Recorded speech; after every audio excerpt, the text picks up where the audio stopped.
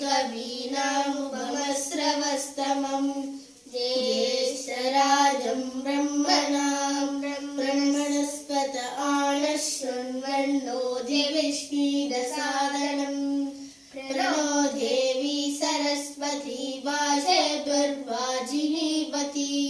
जीनामवित्रयवतो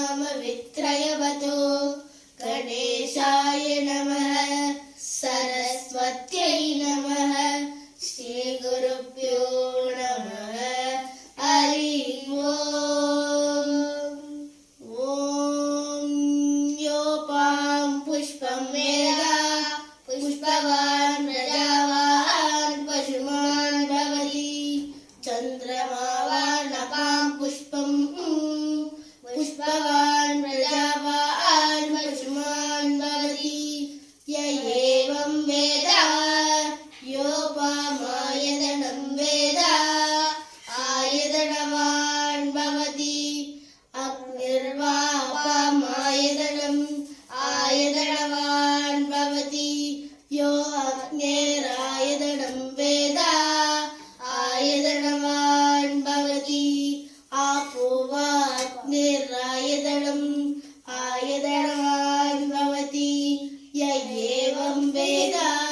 योपमायतनं वेद आयतनवान् भवति यो वायोरायतनं वेद आयतनवान् भवति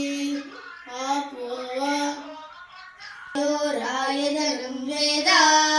आयतनवान् भवति आपो वा वायोरायतनम् आयतनवान् भवति य एवं वेद योपमायतनं वेद आयतनवान् भवति असौ वै तपन्नपामायतनम्